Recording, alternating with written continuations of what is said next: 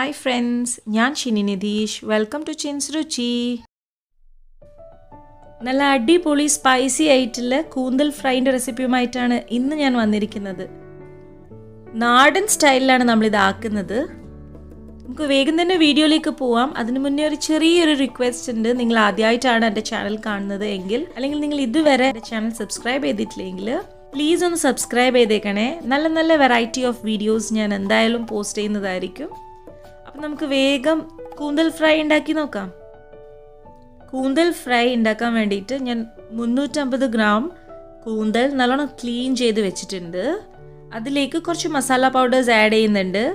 1/4 table spoon മഞ്ഞൾപ്പൊടി, 1.5 table spoon മുളക് പൊടി, 1.5 ടേബിൾ സ്പൂൺ മല്ലിപ്പൊടി.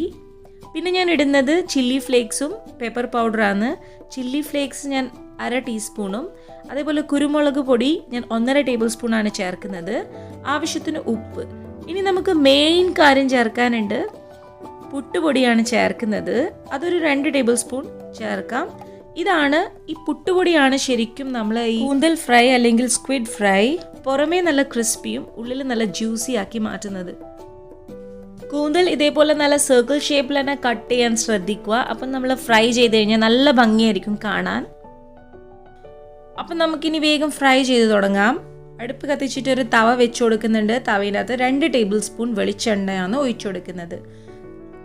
വെളിച്ചെണ്ണ ഒന്ന് ചൂടായിട്ടാകുമ്പം മാരിനേറ്റ് ചെയ്ത് വെച്ച കൂന്തൽ 2 ബാച്ചായിട്ട് ഫ്രൈ ചെയ്തെടുക്കാം. ചിക്കനും മറ്റ് ഫിഷൊക്കെ നമ്മൾ മാരിനേറ്റ് ചെയ്ത് കുറച്ച് സമയം വെച്ചാലാണ് ടേസ്റ്റ് കൂടുതൽ. പക്ഷെ കൂന്തൽ നമ്മൾ കട്ട് ചെയ്ത് ക്ലീൻ ചെയ്ത് മാരിനേറ്റ് ചെയ്ത് അപ്പം തന്നെ നമ്മൾ ഫ്രൈ ചെയ്താലും നല്ല സൂപ്പർ ടേസ്റ്റാണ്. എണ്ണ നല്ലോണം ചൂടായിട്ടാകുമ്പം നമ്മൾ സാധാരണ മീൻ ഫ്രൈ ചെയ്യുന്നത് പോലെ തന്നെ ഷാലോ ഫ്രൈ ചെയ്തെടുക്കാം.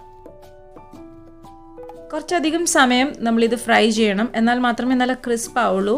എന്ന് വെച്ച് ഓവർ കുക്ക് ആവാൻ പാടില്ല. ഓവർ കുക്ക് ആയിക്കഴിഞ്ഞാൽ ഇത് കുറച്ച് ഹാർഡായി പോവും. 2-3 പ്രാവശ്യം അങ്ങോട്ടും ഇങ്ങോട്ടും തിരിച്ചും മറിച്ചും ഇട്ട് നല്ലോണം ക്രിസ്പാക്കി എടുക്കണം. ഇടയ്ക്കിടയ്ക്ക് വെളിച്ചെണ്ണ ചേർത്ത് കൊടുക്കണം. നമ്മൾ പുട്ടുപൊടി ചേർത്ത് കൊടുത്തതുകൊണ്ട് തന്നെ പുറം നല്ല ക്രഞ്ചി ആയിട്ടും ഉള്ളിൽ നല്ല ജ്യൂസി ആയിട്ടാണ് നമുക്കിത് കിട്ടാൻ പോകുന്നത്. 2 ബാച്ചും ഫ്രൈ ചെയ്തതിന് ശേഷം നമ്മളിതിൽ ഒരു ടേസ്റ്റ് മേക്കർ ചേർക്കാനുണ്ട്. അതാണ് ശരിക്കും പറഞ്ഞു കഴിഞ്ഞാൽ നമ്മൾ ഈ ഒരു സ്ക്വിഡ് ഫ്രൈനെ വേറെ ലെവലിലേക്ക് കൊണ്ടുപോകുന്നത്. ആ ഒരു ടേസ്റ്റ് മേക്കർ സ്ക്വിഡ് ഫ്രൈയിൽ മാത്രമല്ല, നിങ്ങൾ ചിക്കൻ ഫ്രൈ ആക്കുമ്പോൾ അല്ലെങ്കിൽ ഏത് ഫിഷ് ഫ്രൈ ആക്കുമ്പോഴും അതൊന്ന് ചേർത്ത് കഴിഞ്ഞാൽ പറയാതിരിക്കാൻ പറ്റില്ല. അത്രക്കും ടേസ്റ്റ് ആയിരിക്കും. അത് ലാസ്റ്റിൽ പറഞ്ഞുതരാം എന്താന്ന് കേട്ടോ.